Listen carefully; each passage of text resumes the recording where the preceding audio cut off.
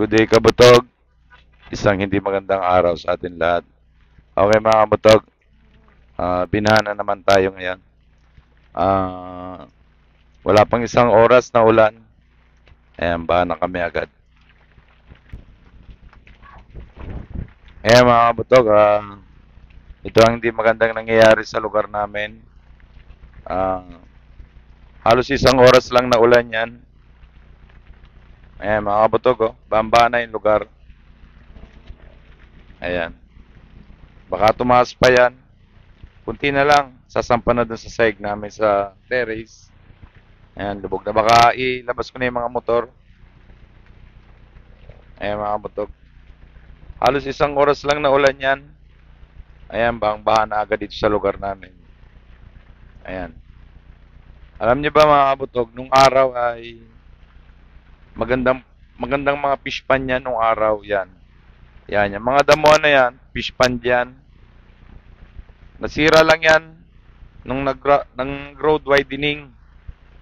Kasi nung nag-road widening, hindi ko maintindihan bakit dito pinabagsak sa amin lugar lahat ng tubig sa kalsada. Eh wala namang malaking pagdadalaw yan ng tubig dito. Kaya ang resulta, ayan, isang oras lang na ulan, bambahan na ang lugar namin. Ayan. Wala namang makakatulong sa amin kaya magtitiis na lang kami. Ayan. Ganyan sa lugar namin. Ayan. Ganyan dito sa bahay ni Kabutog TV. Ayan. Maraming bahay pa dito hanggang doon sa may dulong-dulo. May mga bahay pa dyan. Ayan, mga Kabutog. Oh.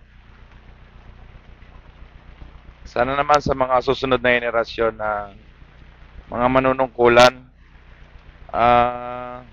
bigyan pansin naman sana yung drainage system dito sa, hindi lang dito sa amin lugar. Kasi malapit naman kami sa lawa ng Laguna, eh, ba't nagkakaganito? Ayan, kaunting ulan lang, baha na agad. Ayan, no? Isang oras lang na ulan yan, nakakabutog. Ayan, baha na kaagad, oh.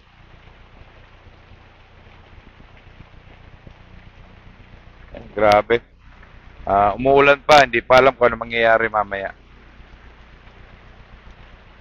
Okay, mga kabutog, salamat sa panonood. Subscribe, Kabutog TV. Show.